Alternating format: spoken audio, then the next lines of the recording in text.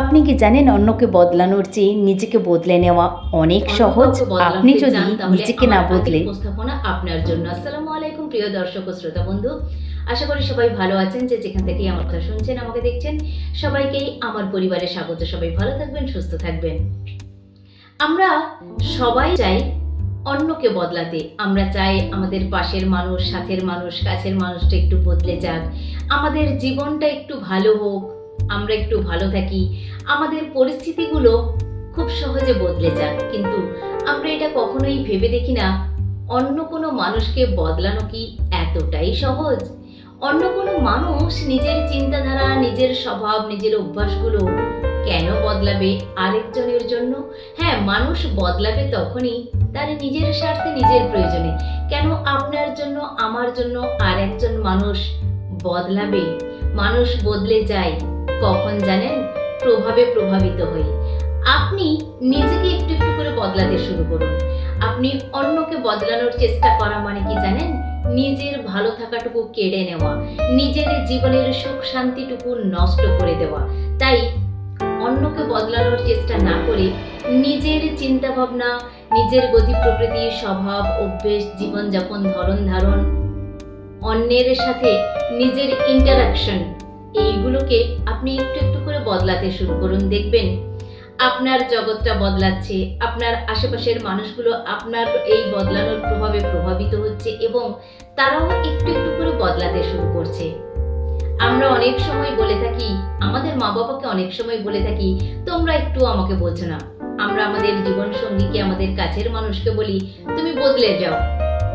আমরা পথে ঘাটে চলতে গিয়ে পথসঙ্গী, রাস্তার সাথী কিংবা আমাদের অফিসের কলিগ, বস, সিনিয়র কিংবা জুনিয়র কলিগ, যেই হোক না কেন, সবার দোষ দেখি, সবাইকেই বদলাতে চাই। কেবলমাত্র নিজের দোষটুকু নিজের চোখে দেখি না, তাই নিজেকে বদলাতে চাই না।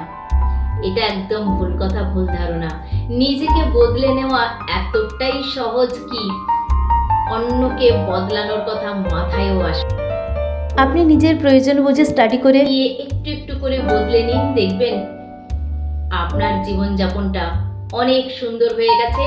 আপনার সেই সুন্দর জীবনযাপন দেখে মানুষ প্রভাবিত হয়ে নিজেদের বদলাতে শুরু করবে। নিজেকে বদলানো মানে কোনো দুর্বলতা নয়, কারোর প্রতি কোনো দুর্বলতা নয়। নিজেকে বদলানোর জন্য একটা অনেক বড় মানসিক শক্তি লাগে।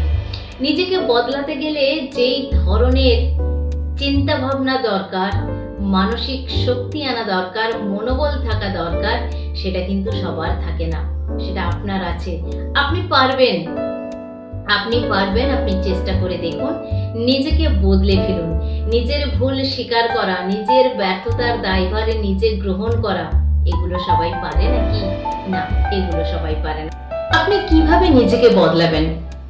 আপনার আগে যে সমস্ত কথাই রাগ হতো, যে সমস্ত কথা শুনলে রাগ হতো, সেই কথাগুলোকে এখন হেসে উড়িয়ে দিন, জাস্ট ইগনোর করুন।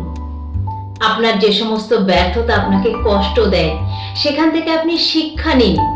সেই ব্যর্থতা থেকে শিক্ষা নিয়ে সামনে এগিয়ে চলুন।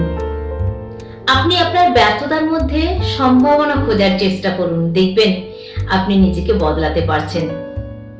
আপনি নিজেকে বদলালে দেখবেন আপনার পরিবেশ, আপনার সমাজ, আপনার পরিবার, আপনার কাছের মানুষ সবাই বদলাতে শুরু করেছে। আপনি বদলানো মানে শুধুমাত্র আপনার জীবনযাপন ধরনটা বদলালো কিংবা একজন ব্যক্তি মানুষের বদল এলো, এটা নয়। আপনার চারপাশটাও বদলে যাবে। আপনার নীরব শক্তি হবে আপনার জয়। আপনার সেলফ কন্ট্রোল হবে আপনার সবথেকে বড় সাফল্য। আপনার উন্নতি হবে অন্যদের জন্য একটা চিন্তা ভাবনা, একটা প্রভাব।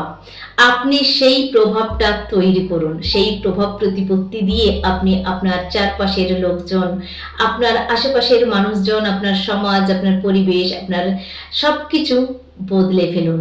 কাউকে মুখে বলে বদলানোর কোনো দরকার নেই। আপনি যেটা করতে চাইছেন এইখান থেকে, সেটা আপনি এইখান থেকে শুরু করুন। দেখবেন আপনি অবশ্যই পারছেন। প্রতিদিন অবশ্যই একটু একটু করে নিজেকে বদলাতে শুরু করুন। আপনার বদলটাই যেন এই সমাজ বদলের শুরু হয়। তাহলে দেখবেন অন্যকে বদলানোর আর কোনো চেষ্টাই করতে হবে না। অন্যকে না বদলে নিজেকে বদলে নেওয়াটা এতটাই সহজ কাজ যে আপনি এই কাজটা একবার শুরু করে দেখুন, আপনার সবকিছু বদলে গেছে। তাই আবারও বলবো, অন্যকে বদলানোর চেষ্টা না করে নিজেকে বদলে ফেলুন। অন্যকে বদলানোর চেয়ে নিজেকে বদলে ফেলা অনেক সহজ। সবাই ভালো থাকবেন, সুস্থ থাকবেন। আমার কথাগুলো এতক্ষণ শোনার জন্য অনেক অনেক ধন্যবাদ। আমার কথাগুলো কেমন লাগলো অবশ্যই কমেন্ট করে জানাবেন, আর আমার চ্যানেলটি সাবস্ক্রাইব করে পাশে থাকবেন। অনেক অনেক ধন্যবাদ। খোদা হাফেজ।